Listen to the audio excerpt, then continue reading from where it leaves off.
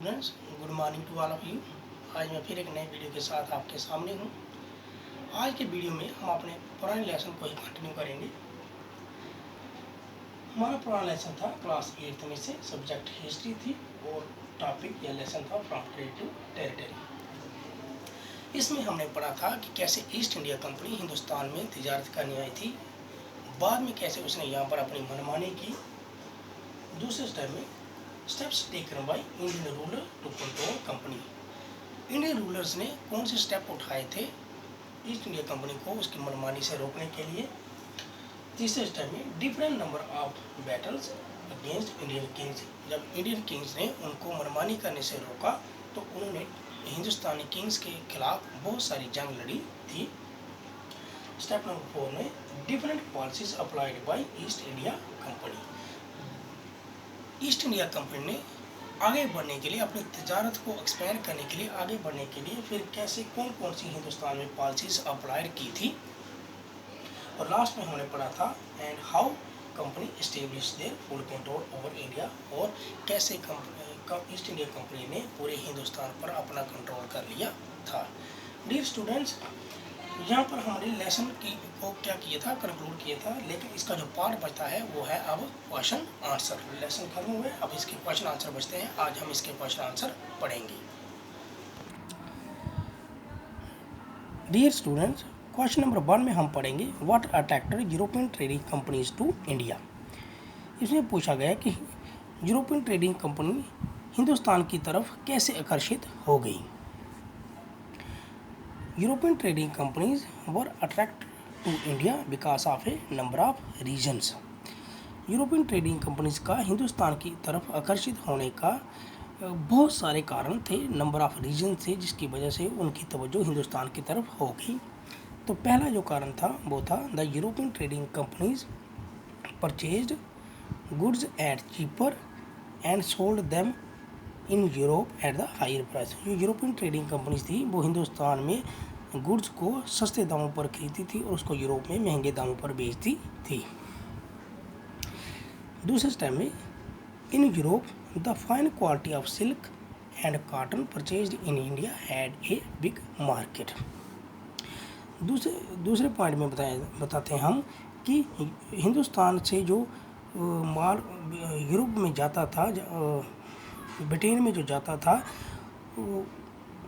Silk and cotton, उसकी Europe में बहुत ही ज़्यादा मांग थी, यानी कि यूरोप में उसकी बड़ी बड़ी मंडियां थी, मार्केट थी। Spices like pepper, cloves, cardamom and cinnamon to were great demand. इसके अलावा हिंदुस्तान में पैदा हुए स्पाइसेस, मसाले लाइक पेपर, काली मिर्च, cloves, cardamom and cinnamon. Cloves हो गया लौंग, कैडामम हो गया इलायची एंड सिनामोन हो गया दालचीनी। इन सब की भी यूरोप की मार्केट में, यूरोप के बाज़ारों में बहुत ज़्यादा मांग थी। क्वेश्चन नंबर 2 में हम पढ़ेंगे what were the areas of conflict between the Bengal nawabs and the East India company. कि बंगाल के नवाब और ईस्ट इंडिया कंपनी के बीच जो झगड़े की वजह थी वो क्या थी।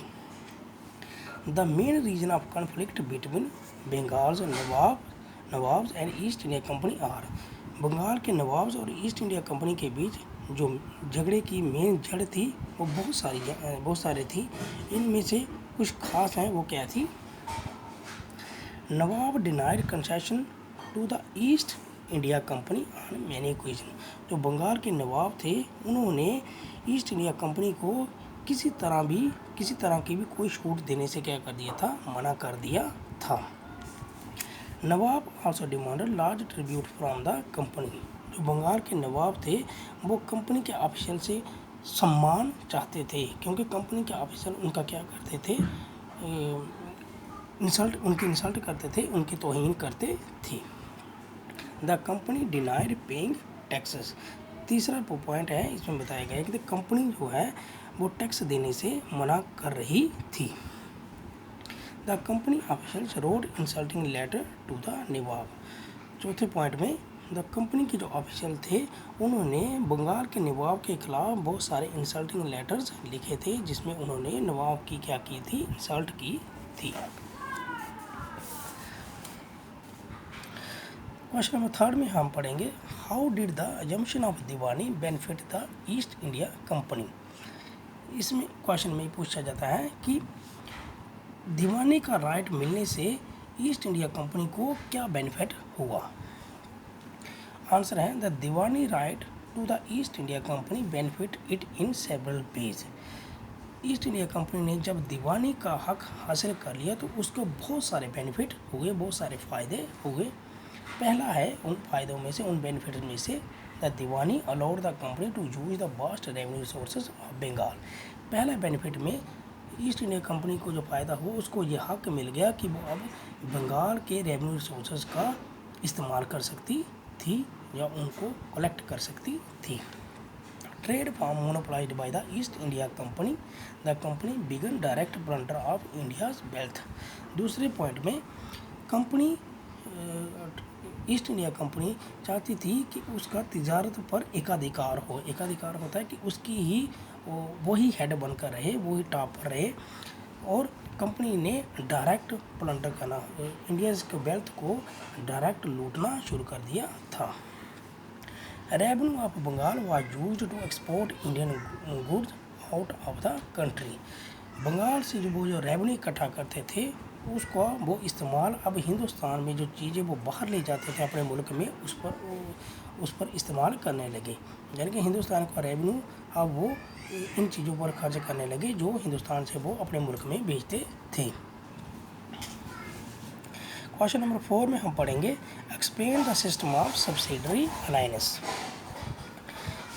The system of subsidiary alliance made Indian rulers let go of their armed forces and come under the protection of east India company. Subsidy alliance में बताया गया है ये एक ऐसा सिस्टम था, ये एक ऐसा अलायंस था जो ईस्ट इंडिया कंपनी के ऑफिसर इंडियन रूलर के साथ करते थे अलायंस, उनके पर्सनल मैटर में दखलंदाजी करके बाद में वो उनसे क्या करवाते थे, ये अलायंस सब्सिडी अलायंस करवाते थे, साइन करवाते थे। इस अलायंस के मुताबिक जो हिंदुस्तान के किंग्स थे उनको ये अलाउ नहीं था कि वो अपनी आर्मी बना सके, अपनी आर्मी रख सके। उनको क्या करना था, उनको अपने प्रोटेक्शन के लिए ईस्ट इंडिया कंपनी की आर्मी मिलती थी, ईस्ट इंडिया कंपनी की आर्मी लेनी पड़ती थी।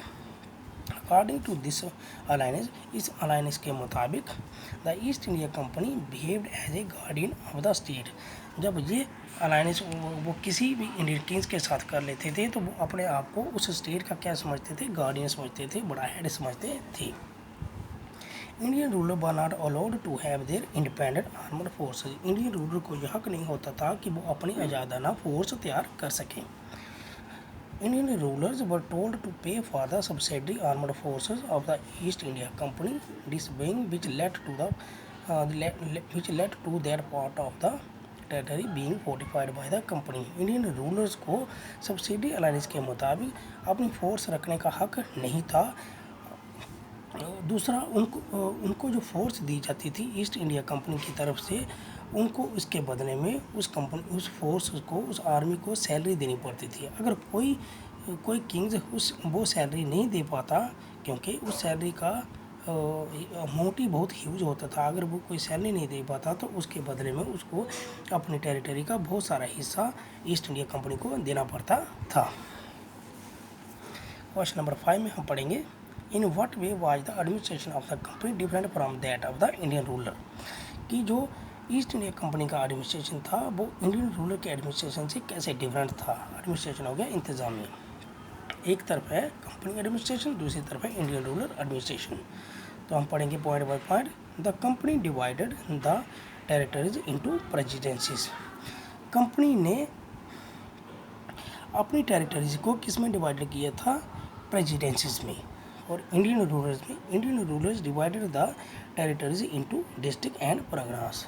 इंडियन रूलर्स ने अपने एडमिनिस्ट्रेशन के मुताबिक अपनी टेरिटरीज को डिस्ट्रिक्ट में डिवाइड किया था, बांटा हुआ था।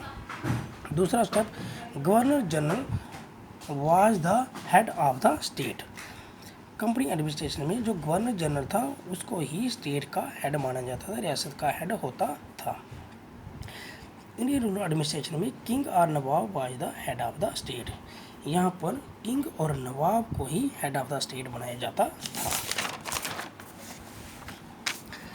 तीसरे पॉइंट में हम पढ़ेंगे governor ruled the administration unit.